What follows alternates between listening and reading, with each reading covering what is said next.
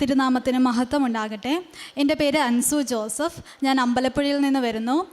മാതാവും തിരുക്കുമാരനും എനിക്ക് ചെയ്തു തന്ന അനവധി അനുഗ്രഹങ്ങൾക്ക് നന്ദി പറയാനാണ് ഞാനിവിടെ നിൽക്കുന്നത്. ഞാനിവിടെ ആദ്യമായി ഉടമ്പടി എടുക്കുന്നത് നവംബർ 26, 2022 എനിക്ക് അതിനു മുന്നേ കൃപാസനത്തെക്കുറിച്ച് അറിയാം. പക്ഷേ ഉടമ്പടിയെ പറ്റിയോ അതിൻ്റെ ഘട്ടങ്ങളെ പറ്റിയോ അതിൻ്റെ നിബന്ധനകളെ പറ്റിയോ ഒന്നും എനിക്കറിയില്ലായിരുന്നു. അപ്പം ഞാൻ 2022 നവംബറിലാണ് PG പാസ് ഔട്ട് ആവുന്നത്. അതിനുശേഷം എന്ത് ചെയ്യണമെന്ന് എനിക്കറിയില്ലായിരുന്നു. അങ്ങനെ അപ്പം വരുന്ന വേക്കൻസിക്കെല്ലാം ഞാൻ അപ്ലൈ ചെയ്യുന്നുണ്ടായിരുന്നു. എനിക്ക് ടീച്ചിങ് ഫീൽഡായിരുന്നു കൂടുതൽ താല്പര്യം. അങ്ങനെ ഞാൻ ഉടമ്പടി എടുക്കുന്നതിൻ്റെ തലേ ദിവസം ഇങ്ങനെ യൂട്യൂബിൽ ഇങ്ങനെ സ്ക്രോൾ ചെയ്തുകൊണ്ടിരിക്കുമ്പോഴാണ് ഇവിടുത്തെ ഒരു സാക്ഷ്യം കാണുന്നത്. അപ്പോൾ സാക്ഷ്യം കാണുമ്പോൾ തന്നെ എനിക്ക് പരിശുദ്ധാത്മാവിൻ്റെ പ്രേരണയാൽ ഉടമ്പടി എടുക്കണമെന്നൊരു ആഗ്രഹം ഉണ്ടാവുന്നു. അപ്പോൾ തന്നെ ഞാൻ വീട്ടിൽ പറഞ്ഞു എനിക്ക് ഉടമ്പടി എടുക്കണം. അപ്പോൾ അച്ഛനും അമ്മയും പറഞ്ഞു ആ ഉടമ്പടി എടുക്കാം. അപ്പം ഞാൻ പിറ്റേ ദിവസം ഉടമ്പടി എടുക്കാമെന്ന് കരുതിയിരിക്കുവാണ്. അങ്ങനെ അന്ന് തീരുമാനിച്ച് ഉച്ച കഴിഞ്ഞ് എനിക്ക് ആദ്യമായിട്ട് ഒരു ഇൻ്റർവ്യൂ കോൾ വരുവാണ്. ചാനാശ്ശേരി ഒരു കോളേജിൽ നിന്ന് ഇൻ്റർവ്യൂ കോൾ വരുവാണ്. പക്ഷെ അതൊരു നോൺ ടീച്ചിങ് വേക്കൻസിക്കായിരുന്നു. എങ്കിലും മാതാവ് കൂടെ ഉണ്ട് എന്ന് പറഞ്ഞു തന്ന ആദ്യത്തെ അടയാളമായിരുന്നു അത്. പിന്നെ പിറ്റേന്ന് ശനിയാഴ്ച ഞാനിവിടെ വന്ന് ഉടമ്പടി എടുത്തു. നല്ല തിരക്കായിരുന്നു. എങ്കിലും ക്ഷമയോടെ എനിക്ക് കൊന്ത ചൊല്ലിക്കൊണ്ട് ഉടമ്പടിയിൽ കൂടാൻ സാധിച്ചു. അങ്ങനെ ശനിയാഴ്ച കഴിഞ്ഞു. തിങ്കളാഴ്ച ഞാനവിടെ ഇൻ്റർവ്യൂവിന് പോയപ്പോൾ നോൺ ടീച്ചിങ് വേക്കൻസി ആയിരുന്നു. 2 വർഷത്തേക്ക് നമ്മളവിടെ നിൽക്കണം എന്ന് പറഞ്ഞു. അതുകൊണ്ട് ഞാൻ മാതാവിനോട് പറഞ്ഞു ഞാൻ ഏതായാലും നിന്നോട് പറഞ്ഞിട്ടുണ്ട് ടീച്ചിങ് വേക്കൻസിയാണ് എനിക്ക് താല്പര്യം, അതുകൊണ്ട് ഞാനിത് ഏതായാലും എടുക്കുന്നില്ല എന്ന് പറഞ്ഞു. അങ്ങനെ 2 ദിവസം കഴിഞ്ഞപ്പോഴത്തേക്കും എൻ്റെ ഫ്രണ്ട് വഴി എനിക്കൊരു ജോബ് ഓപ്പർച്യൂണിറ്റി വന്നു. കോയമ്പത്തൂരാണ്. അപ്പോഴേ എനിക്ക് മനസ്സിലായി മാതാവാണിത് കൊണ്ടു തന്നത്. അങ്ങനെ 29-ാം തീയതി ജോബിൻ്റെ എല്ലാം സെറ്റായി. 30-ാം തീയതി ഞാനും അച്ഛനും അമ്മയും കൂടെ കോയമ്പത്തൂർ പോയി. 1-ാം തീയതി തന്നെ എനിക്ക് അവിടെ ജോയിൻ ചെയ്യാൻ പറ്റി. അത് കോയമ്പത്തൂർ ഒരു ഇൻ്റർനാഷണൽ സ്കൂളായിരുന്നു. അപ്പം ഡിസംബർ 7 മാതാവ് പ്രത്യക്ഷപ്പെട്ട ദിവസമാണ് എൻ്റെ ബർത്ത്ഡേ.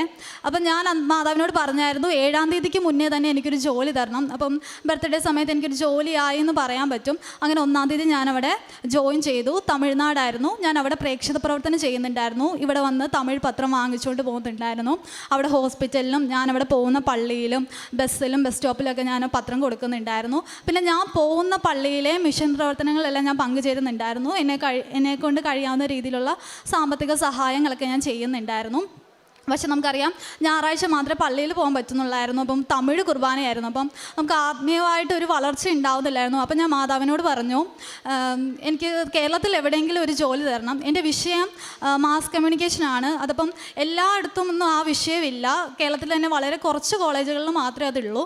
അപ്പം ഞാൻ മാതാവിനോട് ഇന്ന് കേരളത്തിൽ എവിടെയായാലും കുഴപ്പമില്ല, എനിക്ക് മലയാളം കുർബാന കൂടാൻ പറ്റുമല്ലോ എന്ന് പറഞ്ഞു. അങ്ങനെ ഞാൻ ഏപ്രിൽ 30 ആയപ്പോൾ അവിടുന്ന് റിസൈൻ ചെയ്തപ്പോൾ എന്നോട് കുറേ പേര് പറഞ്ഞു വേറൊരു ജോലിയായിട്ട് റിസൈൻ ചെയ്താൽ പോരെ, ഇപ്പോൾ ഇങ്ങനെ എടുത്ത് ചാടി റിസൈൻ ചെയ്യേണ്ട കാര്യമുണ്ട്, ഒരു ജോലിയല്ലേ. അപ്പോഴത്തേക്കും എനിക്ക് ഉറപ്പായിരുന്നു മാതാവ് ജോലി തരുമെന്ന്. അങ്ങനെ ഞാൻ മെയ് മാസം നാട്ടിൽ വന്നു. അപ്പം കഴിഞ്ഞ വർഷം മെയ് വണക്കമാസം നടക്കുന്നുണ്ടായിരുന്നു. ഞാൻ വണക്കമാസം കൂടുന്നുണ്ടായിരുന്നു. അങ്ങനെ ഞാൻ മാതാവിനോട് പറഞ്ഞു മെയ് 30-നുള്ളിൽ എനിക്ക് വണക്കമാസം തീരുന്നതിന് മുന്നേ എനിക്കൊരു ജോലി തരണം, കോളേജിൽ ടീച്ചറായിട്ട് വർക്ക് ചെയ്യാനാണ് എനിക്ക് താല്പര്യമെന്ന് പറഞ്ഞു. അങ്ങനെ മെയ് 24 ആയപ്പോഴത്തേക്കും എനിക്കൊരു കോളേജ് നിന്ന് കോൾ ലെറ്റർ വന്നു. അങ്ങനെ ഞാനവിടെ ജോയിൻ ചെയ്തു. 24-ന് തന്നെ ജോയിൻ ചെയ്തു. അങ്ങനെ കഴിഞ്ഞ വർഷം ജൂൺ 1 തൊട്ട് ഒരു അക്കാഡമിക് ഇയർ ഞാനവിടെ പഠിപ്പിച്ചുകൊണ്ടിരിക്കുകയായിരുന്നു. അതൊരു കൊല്ലം തിരുവനന്തപുരം ബോർഡറുള്ള ഒരു കോളേജായിരുന്നു. നെയ്യാറ്റിൻകര രൂപതയുടെ പരിധിയിൽ വരുന്ന ഒരു സ്ഥലമായിരുന്നു. അപ്പോൾ നമുക്കറിയാം അവിടെയൊക്കെ ഒരു ഫോറസ്റ്റ് ഏരിയ മാതിരിയാണ്. ഒരു പള്ളി കഴിഞ്ഞ് പിന്നെ അടുത്ത പള്ളി എന്ന് പറയുന്നത് 20-25 കിലോമീറ്റർ അകലെയാണ്. അപ്പോൾ നമുക്ക് പള്ളിയിൽ പോകാനൊക്കെ നല്ല ബുദ്ധിമുട്ടുള്ള സമയമായിരുന്നു. അപ്പോഴത്തേക്കും ഞാൻ മാതാവിനോട് പറഞ്ഞു ആത്മീയമായിട്ട് നമുക്ക് അധികം വളർച്ച ഉണ്ടാവും, അതുകൊണ്ട് നീ എനിക്ക് അടുത്തത് ഒരു പള്ളി അടുത്തുള്ള ഒരു കോളേജിൽ നീ എനിക്കൊരു ജോലി തരണം. അങ്ങനെ ഞാൻ നന്നായിട്ട് പ്രാർത്ഥിക്കുന്നുണ്ടായിരുന്നു. അങ്ങനെ കഴിഞ്ഞ ഈ ഒരു മാർച്ച് 30 ആയപ്പോഴത്തേക്കും ഞാൻ അവിടെ നിന്ന് റിസൈൻ ചെയ്തു. അപ്പോഴും എന്നോട് കുറേ പേര് പറഞ്ഞു റിസൈൻ ചെയ്യേണ്ട കാര്യമുണ്ട്, ഇപ്പോൾ ഒരു ജോലി ഉള്ളതല്ലേ, അവിടെ നിന്നുകൊണ്ട് വേറെ എവിടെയെങ്കിലും കയറിയാൽ പോരെ. അങ്ങനെ പലരും പല അഭിപ്രായങ്ങൾ പറഞ്ഞു. അപ്പോൾ ഞാൻ കരുതി മാതാവ് ജോലി തരും, ഉറപ്പായിരുന്നു. അങ്ങനെ ഏപ്രിൽ കഴിഞ്ഞു. ഇപ്പോൾ ഈ മാസം മെയ് മാസമാണ്. മെയ് മാസം ഇങ്ങനെ ഇൻ്റർവ്യൂ ഒക്കെ നടന്നുകൊണ്ടിരിക്കുകയായിരുന്നു. ഇപ്പോഴും വണക്കമാസം നടക്കുന്നുണ്ട്, ഞാൻ കൂടുന്നുണ്ടായിരുന്നു. അപ്പോൾ ഞാൻ മാതാവിനോട് പറഞ്ഞു മെയ് 30-നുള്ളിൽ നീ എനിക്ക് ജോലി തരണം, അങ്ങനെ പറഞ്ഞിരിക്കുകയാണ്. അപ്പോൾ ഞാൻ കുറേ ഇൻ്റർവ്യൂ ഒക്കെ കൂടുന്നുണ്ടായിരുന്നു. അങ്ങനെ ഇന്നലെ ഉച്ചയ്ക്ക് എന്നെ ഒരു കോളേജിൽ നിന്ന് വിളിച്ചിട്ട് പറഞ്ഞു സെലക്റ്റഡ് ആയി എന്ന് പറഞ്ഞു. അപ്പം എനിക്ക് ജോലി കിട്ടി, അതിൽ സന്തോഷമാണ്. പക്ഷേ പള്ളി അധികം അടുത്തില്ലാത്തൊരു കോളേജായിരുന്നു, അപ്പോൾ എനിക്ക് അത്രയ്ക്ക് സന്തോഷം വന്നില്ല. അപ്പോൾ ഞാൻ അതിന് മുന്നേ വേറൊരു കോളേജിൽ പോയിട്ടുണ്ടായിരുന്നു, സെൻറ്റ് തെരാസസ് കോളേജിൽ ഞാൻ ഇൻ്റർവ്യൂ അറ്റൻഡ് ചെയ്തിട്ടുണ്ടായിരുന്നു. അപ്പം നമുക്കറിയാം വളരെ റെപ്യൂട്ടഡ് ആയിട്ടൊരു കോളേജാണ്. ഞാനാണെങ്കിൽ ഡിഗ്രി കഴിഞ്ഞിട്ട് 1.5 വർഷമായിട്ടുള്ളൂ. അപ്പോൾ അതിൻ്റെ ഒരു ക്വാളിഫിക്കേഷൻ മാത്രമേ എനിക്കുള്ളൂ. വളരെ മിനിമം ക്വാളിഫിക്കേഷനിലൂടെയാണ് ഞാൻ ആ ഇൻ്റർവ്യൂ അറ്റൻഡ് ചെയ്തത്. അപ്പോൾ ഇൻ്റർവ്യൂ അറ്റൻഡ് ചെയ്യുന്നതിന് മുന്നേ തന്നെ ഞാൻ മാതാവിനോട് പറഞ്ഞായിരുന്നു, മാതാവ് ഇതിനുള്ള ഒരു മെറിറ്റും എനിക്കില്ല, നിൻ്റെ മെറിറ്റിലും നിൻ്റെ ഗ്രേസിലുമാണ് ഞാൻ ഈ ഇൻ്റർവ്യൂ തന്നെ അറ്റൻഡ് ചെയ്യാൻ പോകുന്നത്. അപ്പോൾ ഇൻ്റർവ്യൂ അറ്റൻഡ് ചെയ്യാൻ ഞാൻ അവിടെ ഇരിക്കുമ്പോൾ തന്നെ നമുക്ക് വരുന്ന ആളുകളെ കാണുമ്പോഴത്തേക്ക് അവരുടെ എക്സ്പീരിയൻസും ക്വാളിഫിക്കേഷനും ഒക്കെ കാണുമ്പോൾ തന്നെ മനസ്സിലാവും. അപ്പോൾ ഞാൻ അവിടെ ഇരുന്നുകൊണ്ട് തന്നെ ലൈറ്റ് ക്യാൻഡിൽ പ്രെയർ റിക്വസ്റ്റ് ഇട്ടായിരുന്നു, മാതാവേ എനിക്കിത് കിട്ടുവാണെങ്കിൽ 1% പോലും എൻ്റെ മെറിറ്റ് കൊണ്ടല്ല നിൻ്റെ ഗ്രേസ് കൊണ്ട് മാത്രമാണെന്ന് ഞാൻ പറഞ്ഞു. അങ്ങനെ ഞാൻ ലൈറ്റ് ക്യാൻഡിൽ പ്രെയർ റിക്വസ്റ്റ് ഇട്ടു. അത് കഴിഞ്ഞപ്പോൾ ഞാൻ എവിടെ പോയാലും ഉടമ്പടി ഉപ്പും തൈലവും കൊന്തയൊക്കെ കരുതിക്കൊണ്ടാണ് പോകുന്നത്. പിന്നെ എൻ്റെ ബാഗിൽ ഞാനിപ്പം ചെറിയ പുതിയ നിയമത്തിൻ്റെ ബൈബിളും വെക്കാറുണ്ട്. അപ്പോൾ അതൊക്കെ ഉള്ളപ്പോൾ നമുക്ക് കോൺഫിഡൻസ് ആണ്. അപ്പം അതുകൊണ്ട് തന്നെ എനിക്ക് ആ ഇൻ്റർവ്യൂ നന്നായിട്ട് അറ്റൻഡ് ചെയ്യാൻ പറ്റി. അങ്ങനെ ആ ഇൻ്റർവ്യൂ അറ്റൻഡ് ചെയ്തിട്ട് ഏകദേശം ഒരു 2 ആഴ്ച അടുത്തോളമായി. പക്ഷേ അതിൻ്റെ റിസൾട്ടോ റാങ്ക് ലിസ്റ്റോ ഒന്നും വരുന്നില്ലായിരുന്നു. അങ്ങനെയാണ് ഇന്നലെ എന്നെ മറ്റൊരു കോളേജിൽ നിന്ന് വിളിച്ചിട്ട് അവിടെ ഓക്കെ ആയി, വെള്ളിയാഴ്ച വന്ന് റിപ്പോർട്ട് ചെയ്യാമെന്ന് പറഞ്ഞു. അപ്പോൾ ഇന്നലെ ഉച്ച തൊട്ട് ഞാൻ ഭയങ്കര കൺഫ്യൂസ്ഡ് ആയിരുന്നു. കാരണം എനിക്ക് മാനസികമായിട്ട് ഞാൻ ഒരുക്കമല്ലായിരുന്നു അവിടെ പോകാൻ വേണ്ടി. പക്ഷെ ഒരു ജോലി കളയാനും വയ്യ. അപ്പം ഞാൻ മാതാവിനോട് പറഞ്ഞു, വെള്ളിയാഴ്ചയാണ് ഇവർ റിപ്പോർട്ട് ചെയ്യാൻ എന്നോട് പറഞ്ഞിരിക്കുന്നത്. ആ വെള്ളിയാഴ്ചയ്ക്ക് മുന്നേ നീ എനിക്ക് ഈ സെൻറ്റ് തെരാസസിൻ്റെ റാങ്ക് ലിസ്റ്റ് ഒന്ന് പബ്ലിഷ് ചെയ്ത് കാണണം. ഇപ്പോൾ എൻ്റെ പേരുണ്ടെങ്കിൽ ഇല്ലെങ്കിൽ എനിക്കൊന്ന് റാങ്ക് ലിസ്റ്റ് കണ്ടാൽ കൊള്ളാമെന്നുണ്ട്. അങ്ങനെ ഞാനിങ്ങനെ വിഷമിച്ച് ഇങ്ങനെ ഇന്നലെ കുരിശ് വരയ്ക്കാൻ നേരത്തെ ഞാനിങ്ങനെ പ്രാർത്ഥിച്ചുകൊണ്ടേ ഇരിക്കുമായിരുന്നു. അപ്പോൾ കുരിശ് വര കഴിഞ്ഞ് ഞാൻ ഫോൺ നോക്കിയപ്പോഴത്തേക്കും ഒരു നമ്പറിൽ നിന്ന് കോൾ വന്നിട്ടുണ്ട്. അപ്പം ഞാൻ തിരിച്ച് വിളിച്ച് നോക്കിയപ്പോഴത്തേക്കും അവർ പറഞ്ഞു, സെൻറ്റ് തെരാസസ് കോളേജിൽ നിന്നാണ് വിളിക്കുന്നത്, ഇവിടെ റാങ്ക് ലിസ്റ്റിൽ പേരുണ്ട്, ജോയിൻ ചെയ്യാൻ താല്പര്യമുണ്ടോ എന്ന് ചോദിച്ചു. അങ്ങനെ ദൈവകൃപയാൽ എനിക്ക് ആ ജോലി ലഭിച്ചു. ശരിക്കും അത് ദൈവത്തിൻ്റെ അനുഗ്രഹം കൊണ്ട് മാത്രം, ദൈവത്തിൻ്റെ മാതാവിൻ്റെ അനുഗ്രഹം കൊണ്ട് മാത്രമാണ് ആ ജോലി കിട്ടിയത്. കാരണം ഞാൻ അവിടെ ഇരിക്കുമ്പോൾ പോലും ഞാൻ ലൈറ്റ് ക്യാൻഡിൽ പ്രെയർ റിക്വസ്റ്റ് ഇട്ട് പ്രാർത്ഥിച്ചായിരുന്നു, എനിക്കിവിടെ മെറിറ്റില്ല, നിൻ്റെ അനുഗ്രഹം കൊണ്ട് മാത്രമേ സാധിക്കുള്ളൂ. അതുപോലെ തന്നെ ഞാൻ അവിടെ ഇൻ്റർവ്യൂവിന് കയറുന്നതിന് മുന്നേ അവിടെ ഒരു മാതാവിൻ്റെ ഒരു കത്തീഡ്രൽ പള്ളിയുണ്ട്. അപ്പോൾ അവിടെ ചെന്നപ്പോഴത്തേക്ക് ഞാൻ മാതാവിനെ കണ്ടപ്പോൾ പറഞ്ഞു, ഞാനിവിടെ വരുവാണെങ്കിൽ എനിക്ക് ഡെയിലി നിന്നെ കാണാൻ പറ്റും, എനിക്കിത് തരണേന്നൊക്കെ പറഞ്ഞായിരുന്നു. അപ്പോൾ കംപ്ലീറ്റ്ലി അത് മാതാവിൻ്റെ അനുഗ്രഹം കൊണ്ട് മാത്രമാണ് എനിക്കത് ലഭിച്ചിരിക്കുന്നത്. ഇതാണ് എൻ്റെ ഒന്നാമത്തെ സാക്ഷ്യം. എൻ്റെ രണ്ടാമത്തെ സാക്ഷ്യം എൻ്റെ അനിയന് വേണ്ടിയാണ്. എൻ്റെ അനിയൻ കഴിഞ്ഞ വർഷം ഡിഗ്രി പഠിച്ചുകൊണ്ടിരിക്കുകയായിരുന്നു. അപ്പോൾ അവൻ ഡിഗ്രി ലാസ്റ്റ് സെമസ്റ്റർ ആയപ്പോഴത്തേക്കും അവന് ഒരു സബ്ജക്റ്റിൻ്റെ ഇൻറ്റേർണൽ മാർക്ക് വളരെ കുറഞ്ഞു പോയി. അപ്പോൾ നമുക്കറിയത്തില്ല ഇൻറ്റേർണൽ കുറവാണോ ഇല്ലയോ എന്ന്. അപ്പോൾ റിസൾട്ട് വന്നപ്പോഴത്തേക്കും ആ പാസ്റ്റ് എന്ന് പറയുന്ന കോളം ബ്ലാങ്ക് ആയിട്ട് കിടക്കുന്നു. അപ്പോൾ യൂണിവേഴ്സിറ്റിക്ക് അവന് നല്ല മാർക്ക്, യൂണിവേഴ്സിറ്റി എക്സാമിന് മാർക്ക് ഉണ്ട്, പക്ഷേ ഇൻറ്റേർണലിന് നല്ല മാർക്ക് കുറവ്. അപ്പോൾ റിസൾട്ട് പബ്ലിഷ് ആയില്ല. നമുക്കറിയാം ഇനി ലാസ്റ്റ് സെം ആയതുകൊണ്ട് നമുക്ക് 1 വർഷം നമുക്ക് വേസ്റ്റ് ആയി പോകും. അപ്പോഴത്തേക്കും ഞങ്ങൾ കോളേജിൽ തിരക്കിയപ്പോഴത്തേക്കും അവർ പറഞ്ഞു ഇൻറ്റേർണൽ മാർക്കിൻ്റെ ഷോർട്ടേജ് കൊണ്ടായിരിക്കും, യൂണിവേഴ്സിറ്റിയിൽ പോയി തിരക്കണമെന്ന് പറഞ്ഞു. അങ്ങനെ ഞങ്ങൾ യൂണിവേഴ്സിറ്റിയിൽ പോയി തിരക്കിയപ്പോഴത്തേക്കും ഇവന് NCC ഉണ്ടായിരുന്നു. അപ്പോൾ അതിൻ്റെ ഗ്രേസ് മാർക്ക് ഉണ്ട്. അപ്പം ഞങ്ങൾ ആ സാറിനോട് ചോദിച്ചു, ആ NCCയുടെ ഗ്രേസ് മാർക്ക് കൊണ്ട് നമുക്ക് എന്തെങ്കിലും നടക്കുമോ, പാസ്സായി ക്വാളിഫൈ ആവാനുള്ള എന്തെങ്കിലും വഴിയുണ്ടോ എന്ന് ചോദിച്ചപ്പോഴത്തേക്ക് ആ സാറ് പറഞ്ഞു, ഇൻറ്റേർണൽ കുറഞ്ഞതുകൊണ്ട് നമുക്കൊന്നും ചെയ്യാൻ പറ്റത്തില്ല, അടുത്ത വർഷം ജൂനിയേഴ്സ് ഇൻറ്റേർണൽ എഴുതുമ്പം ഇൻറ്റേർണൽ അവരുടെ കൂടെ എഴുതണം, യൂണിവേഴ്സിറ്റി മാർക്കാ കുറഞ്ഞിരുന്നെങ്കിൽ നമുക്ക് ആ ഗ്രേസ് മാർക്ക് വെച്ച് അഡ്ജസ്റ്റ് ചെയ്യാമായിരുന്നു എന്ന് പറഞ്ഞു. അങ്ങനെ ഞങ്ങൾ തിരിച്ചു വന്നു. അപ്പം ഞാൻ ഉടമ്പടി പുതുക്കിയപ്പോഴത്തേക്ക് ആ നിയോഗം വെച്ചിട്ടുണ്ടായിരുന്നു. അതായത് അവൻ ഇപ്പം ഡിപ്ലോമ ചെയ്യുമ്പോഴത്തേക്കും അത് തീരുന്നതിന് മുന്നേ അവൻ്റെ ഒറിജിനൽ സർട്ടിഫിക്കറ്റ് കിട്ടണമെന്നാണ് ഞാൻ ഉടമ്പടി വെച്ചിരിക്കുന്നത്.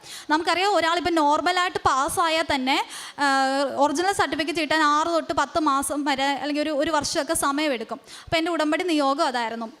അപ്പോൾ കുറച്ച് കഴിഞ്ഞപ്പോഴത്തേക്കും ഇവൻ്റെ കൂട്ടുകാരൊക്കെ ആയിട്ട് MG യൂണിവേഴ്സിറ്റിയിൽ ചെന്നു. MG യൂണിവേഴ്സിറ്റിയിൽ അവരുടെ മാർക്കിൻ്റെ ആഡ് ചെയ്യാൻ വേണ്ടിയാണ് ഇവൻ പോയത്. അപ്പോൾ ഇവൻ പോയ ദിവസം അമ്മ നല്ല രീതിയിൽ പ്രാർത്ഥിക്കുന്നുണ്ടായിരുന്നു. ഇപ്പം വീട്ടിൽ ഞാനാണ് ഉടമ്പടി എടുത്തതെങ്കിലും ഞാനും അമ്മയും ഒരുമിച്ചാണ് എല്ലാം ചെയ്യുന്നത്. ഞങ്ങൾ രണ്ടുപേരും ഒരേപോലെയാണ് പ്രാർത്ഥിക്കുന്നത്. അപ്പം ഇവൻ പോയ ദിവസം അമ്മ നീലത്തിരിയും പച്ചത്തിരിയും കത്തിച്ച് പ്രാർത്ഥനയായിരുന്നു. അപ്പോൾ ഇവൻ ചെന്നപ്പോഴത്തേക്ക് അവിടെ ഒരു ലേഡി ആയിരുന്നു. അപ്പോൾ ഇവൻ ഈ മാഡത്തിനോട് ജസ്റ്റ് ഇങ്ങനെ പറഞ്ഞു, എനിക്കൊരു പ്രശ്നമുണ്ട് മാഡം, എപ്പോഴായിരിക്കും ഇൻറ്റേർണൽ നടത്തുന്നതെന്ന് ചോദിച്ചു. അപ്പോൾ ആ മാഡം പറഞ്ഞു, അത് കുഴപ്പമില്ല, നമുക്കത് ശരിയാക്കാം, നിൻ്റെ ഇൻറ്റേർണൽ മാർക്ക് ഞാൻ ആഡ് ചെയ്ത് തരാം എന്ന് പറഞ്ഞ് അവൻ്റെ ഇൻറ്റേർണലിലും അവന് കുറഞ്ഞു പോയ മറ്റ് മാർക്കിലെല്ലാം NCCയുടെ മാർക്ക് ഈക്വലായിട്ട് ആഡ് ചെയ്തു. അപ്പം എന്നിട്ട് ഇവനോട് പൊക്കോളം പറഞ്ഞു, എല്ലാം ശരിയാവുമെന്ന് പറഞ്ഞു. പിറ്റേ ദിവസം ഒരു 1-2 ദിവസം കഴിഞ്ഞപ്പോഴത്തേക്കും ഞങ്ങൾ ഈ യൂണിവേഴ്സിറ്റിയുടെ വെബ്സൈറ്റിൽ കയറി നോക്കിയപ്പം അവൻ്റെ പ്രൊഫൈൽ നോക്കിയപ്പം പാസ്റ്റ് ക്വാളിഫൈഡ് എന്ന് പറഞ്ഞ് കിടക്കുന്നു. അപ്പോൾ പിന്നെ ഒരു 3-4 ദിവസം കഴിഞ്ഞപ്പോഴത്തേക്കും അവന് കോളേജിൽ നിന്ന് വിളിച്ച് പറഞ്ഞു, പ്രൊഫഷണൽ സർട്ടിഫിക്കറ്റ് ഇവിടെ എത്തിയിട്ടുണ്ട്, പേടിക്കേണ്ടെന്ന് പറഞ്ഞു. അപ്പം അത് തന്നെ മാതാവിൻ്റെ വലിയ അനുഗ്രഹം കൊണ്ടാണ് പ്രൊഫഷണൽ സർട്ടിഫിക്കറ്റ് കിട്ടിയത് തന്നെ. അതിനുശേഷം പ്രൊഫഷണൽ വെച്ചിട്ടാണ് നമ്മൾ ഒറിജിനൽ സർട്ടിഫിക്കറ്റിന് അപ്ലൈ ചെയ്യുന്നത്. അതും ഏകദേശം ഒരു വർഷം അല്ലെങ്കിൽ 6 മാസം ഏറ്റവും കുറഞ്ഞത് എടുക്കും. അപ്പോൾ ഞാൻ അപ്ലൈ ചെയ്തപ്പോൾ ഇവനോട് പറഞ്ഞു, ഏതായാലും ഇത്ര താമസിച്ചില്ല, നീ സ്പീഡായിട്ട് ഉള്ളതിന് അപ്ലൈ ചെയ്യും. അപ്പോൾ ഇവൻ പറഞ്ഞു, കിട്ടിയിട്ട് കുഴപ്പമൊന്നുമില്ല, പ്രൊഫഷണൽ കയ്യിലുണ്ടല്ലോ, അതുകൊണ്ട് നോർമൽ സ്പീഡിൽ വന്നാൽ മതി, നോർമൽ മതി എന്ന് പറഞ്ഞു. അപ്പോൾ അങ്ങനെ ഇവൻ പോയി അപ്ലൈ ചെയ്തു. അപ്ലൈ ചെയ്ത് ഒരു 3 ആഴ്ച കഴിഞ്ഞപ്പോൾ പോസ്റ്റിൽ ഇവൻ്റെ ഒറിജിനൽ സർട്ടിഫിക്കറ്റ് വീട്ടിൽ വന്നു. സത്യം പറഞ്ഞാൽ അതൊരിക്കലും നടക്കാത്ത കാര്യമാണ്. ഇപ്പം നോർമലായിട്ട് പാസ്സായി എല്ലാം കറക്റ്റ് നല്ല ക്വാളിഫിക്കേഷൻ ഉള്ളവരാണെങ്കിൽ കൂടി യൂണിവേഴ്സിറ്റിയിൽ നിന്ന് ആ സർട്ടിഫിക്കറ്റ് വാങ്ങിച്ച് കിട്ടാൻ, അല്ലെങ്കിൽ നമുക്കിപ്പോൾ എന്തെങ്കിലും അത്യാവശ്യത്തിന് സർട്ടിഫിക്കറ്റ് വേണമെങ്കിൽ നമ്മൾ കുറേ കയറി ഇറങ്ങി നടന്നാലായിരിക്കും നമുക്കത് കിട്ടുന്നത്. പക്ഷേ ഇവനൊരു 3 ആഴ്ച, ഒരു 1.5 മാസം കൊണ്ട് ഈ പ്രോസസ്സ് എല്ലാം നടന്നു. അപ്പോഴിവൻ ഡിപ്ലോമ പഠിച്ചുകൊണ്ടിരിക്കുന്നേ ഉള്ളായിരുന്നു. അപ്പോൾ ഒരു മാസത്തിന് മുന്നേ ഇവൻ്റെ ഡിപ്ലോമയുടെ റിസൾട്ട് വന്നു, അതിനും പാസ് ഔട്ടായി. അപ്പം ഇത് രണ്ടുമാണ് എൻ്റെ സാക്ഷ്യം. ഇത് രണ്ടും ടൈം ഷോർട്ടനിങ്ങിൻ്റെ, മാതാവിൻ്റെ ടൈം ഷോർട്ടനിങ് എന്നൊരു ഫാക്ടറാണ് ഇവിടെ രണ്ടും നടന്നത്. അതായത് ഞങ്ങളുടെ മെറിറ്റ് കൊണ്ടല്ല ഇതൊന്നും നടന്നത്, മാതാവിൻ്റെ കൃപ കൊണ്ട് മാത്രമാണ് ഇത് നടന്നത്. കാരുണ്യ പ്രവൃത്തി എന്ന് പറഞ്ഞാൽ ഞാൻ ഏത് സ്ഥലത്ത് പോയാലും, ഇപ്പം ഞാൻ തമിഴ്നാടാന്ന് പറഞ്ഞു, കോയമ്പത്തൂർ, അവിടെ പോയപ്പോഴും ഞാൻ തമിഴ് പത്രം വാങ്ങിച്ചിട്ട് അവിടെ ഞാൻ പോകുന്ന പള്ളിയിലാണെങ്കിലും ഹോസ്പിറ്റലിലാണെങ്കിലും ബസ് സ്റ്റോപ്പിലാണെങ്കിലും കൊടുക്കുന്നുണ്ടായിരുന്നു. ഞാനവിടെ കൊല്ലം വർക്ക് ചെയ്തപ്പോഴത്തേക്ക് അവിടെയാണെങ്കിലും പത്രം വാങ്ങിച്ച് അവിടെ എല്ലാവർക്കും കൊടുക്കുന്നുണ്ടായിരുന്നു, ഞങ്ങളുടെ നാട്ടിലും കൊടുക്കുന്നുണ്ടായിരുന്നു. പിന്നെ കാരുണ്യ പ്രവൃത്തി എന്ന് പറയുമ്പോഴത്തേക്കും നമ്മൾ പൈസ കൊണ്ട് നമുക്ക് സഹായിക്കാൻ പറ്റുന്ന രീതിയിൽ നമ്മൾ സഹായിക്കുമായിരുന്നു. പിന്നെ ഫുഡ് കൊടുക്കുന്നുണ്ടായിരുന്നു. പിന്നെ നമ്മളെ കൊണ്ട് സഹായിക്കുന്ന രീതിയിൽ നമ്മൾ മറ്റ് പല കാര്യങ്ങൾ, അതായത് ഡ്രസ്സ്, അങ്ങനത്തെ കാര്യങ്ങളൊക്കെ കൊടുക്കുന്നുണ്ടായിരുന്നു. അതൊക്കെയാണ് വചനപ്രഘോഷണവും ഇതെന്ന് പറയുന്നത്. പിന്നെ എനിക്കൊരു കാര്യം പറയാനുള്ളത്, ഞാൻ ആദ്യമായിട്ട് ഉടമ്പടി എടുക്കാൻ വന്നപ്പോഴത്തേക്കും മാതാവിനെ പിടിക്കുന്ന ടോക്കൺ ഉണ്ടല്ലോ, മാതാവ് ധൂപക്കുറ്റി, അങ്ങനെ ഓരോ ടോക്കൺ ഉണ്ടായിരുന്നല്ലോ. അപ്പം അത് ആദ്യമേ ഇങ്ങനെ കൊടുക്കാൻ നേരത്തെ എനിക്ക് ഭയങ്കര ഒരു ഭയമാണ്, ചമ്മലാണെന്ന് അറിയത്തില്ല. ഞാൻ അങ്ങനെ ഉൾവലിഞ്ഞ് നിൽക്കുമായിരുന്നു, എനിക്ക് പിടിക്കേണ്ട, ഞാൻ റാലിയിൽ കൂടെ നടന്നോളാം എന്നുള്ള രീതിയിൽ. പിന്നീട് അതെനിക്ക് ഭയങ്കരമായിട്ട് വിഷമമായി. അപ്പോൾ കഴിഞ്ഞ പ്രാവശ്യം ഞാൻ ഉടമ്പടി പുതുക്കാൻ വന്നപ്പോഴത്തേക്ക് ഞാൻ മാതാവിനോട് പറഞ്ഞു, ഞാൻ അന്ന് ചെയ്തതിന് ഭയങ്കര സോറി, എനിക്ക് മാതാവിനെ പിടിക്കണമെന്നുണ്ടായിരുന്നു പറഞ്ഞു. അങ്ങനെ കഴിഞ്ഞ പ്രാവശ്യം പുതുക്കാൻ നേരത്ത് ഞാനാണ് മാതാവിനെ പിടിച്ചത്. അത് എനിക്ക് വലിയൊരു അനുഗ്രഹമായിട്ടാണ് തോന്നിയത്. പ്രാർത്ഥനയിൽ വന്ന മാറ്റം, ഞാൻ പണ്ട് തൊട്ട് കൊന്ത ചൊല്ലുമായിരുന്നു, പക്ഷേ ഞാനങ്ങനെ അധികം വിശ്വാസ പ്രമാണം ചൊല്ലുന്നില്ലായിരുന്നു. അപ്പം ഞാനിപ്പം ഈ ഉടമ്പടിയുടെ ഭാഗമായിട്ട് നമ്മൾ അരമണിക്കൂർ ബൈബിൾ വായിക്കില്ല. അപ്പം നമുക്കറിയാം, നമ്മൾ അരമണിക്കൂർ കണ്ടിന്യൂസ്ലി ബൈബിൾ വായിക്കുമ്പോൾ നമ്മൾ പല കാര്യങ്ങൾ ഇങ്ങനെ ചിന്ത, നമ്മുടെ ഇങ്ങനെ പല വിചാരങ്ങളായി പോകും. അപ്പോൾ അങ്ങനെ ഒരു കാര്യം ഉണ്ടാവാതിരിക്കാൻ വേണ്ടി ഞാൻ ബൈബിൾ വായിക്കുന്നതിൻ്റെ ഇടയിൽ ഒരു അധ്യായം കഴിയുമ്പോൾ അല്ലെങ്കിൽ ഏതെങ്കിലും ഒരു പ്രസക്ത ഭാഗം കഴിയുമ്പോഴത്തേക്കും ഞാനിങ്ങനെ വിശ്വാസ പ്രമാണം ചൊല്ലും. പിന്നീട് ഞാനിങ്ങനെ അത് ഞാൻ പോലും അറിയാതെ ഇങ്ങനെ എവിടെയെങ്കിലും ഇരിക്കുമ്പോൾ അല്ലെങ്കിൽ വണ്ടി ട്രാവൽ ചെയ്യുമ്പോഴൊക്കെ ഇങ്ങനെ അറിയാതെ ഇങ്ങനെ വിശ്വാസ പ്രമാണം വന്നു വരും. അതുപോലെ തന്നെ മാതാവും ഈശോയുമായിട്ടുള്ളൊരു കമ്മ്യൂണിക്കേഷൻ കുറച്ചും കൂടെ ബെറ്റർ. അതായത് ഒരു ദൈവം എന്നതിലുപരി നമ്മുടെ ഏറ്റവും അടുത്തൊരു വ്യക്തിയാണ് ഈശോയും മാതാവും എന്നുള്ള രീതിയിൽ നമ്മളിങ്ങനെ ഓരോ കാര്യങ്ങൾ സംസാരിക്കാൻ തുടങ്ങി. ഇപ്പം ഇങ്ങനെയാണ്, അങ്ങനെയാണ്, അതുപോലെ തന്നെ അവിടെ നിന്ന് വിളിച്ചിട്ടുണ്ട്, ഇങ്ങനെ കിട്ടിയാൽ എനിക്ക് കൊള്ളായിരുന്നു, അത് നല്ലതായിരുന്നു, നിന്നോട് കുറച്ചും കൂടെ സംസാരിക്കാൻ പറ്റും. അങ്ങനെ കുറച്ചും കൂടെ ഒരു കമ്മ്യൂണിക്കേഷൻ നമുക്ക് ബെറ്റർ ആവാൻ സഹായിച്ചിട്ടുണ്ട്. പിന്നെ ഉപവാസം, ഞാൻ പണ്ട് ഉപവാസം അങ്ങനെ എടുക്കുന്ന ആളല്ലായിരുന്നു. ഇപ്പോൾ പ്രാർത്ഥനയോട് ഉപവാസം എടുക്കാൻ എനിക്ക് സാധിച്ചിട്ടുണ്ട്. ഉപവാസം എടുക്കുമ്പോൾ എനിക്കത് ഭയങ്കര ഒരു അനുഗ്രഹമായിട്ട് തോന്നിയിട്ടുണ്ട്. പിന്നെ ഏറ്റവും വലിയ പ്രൊട്ടക്ഷൻ എന്ന് പറയുന്നത് കൊന്ത, പിന്നെ ഈ വിശുദ്ധ വസ്തുക്കളൊക്കെ കൊണ്ടുപോകുമ്പോഴത്തേക്ക് വളരെ കോൺഫിഡൻസോടെ നമുക്ക് ഓരോ കാര്യങ്ങൾ ചെയ്യാൻ സാധിക്കുന്നുണ്ട്. ഇത്രയും അനുഗ്രഹങ്ങൾ ചെയ്തു തന്ന ഈശോയ്ക്കും തിരുക്കുമാറിനും ഒരുപാട് നന്ദിയുണ്ട്. ഈ അൾത്താരിൽ നിന്ന് സാക്ഷ്യം പറയാൻ സാധിച്ചത് തന്നെ വലിയൊരു അനുഗ്രഹവും കൃപയുമാണ്.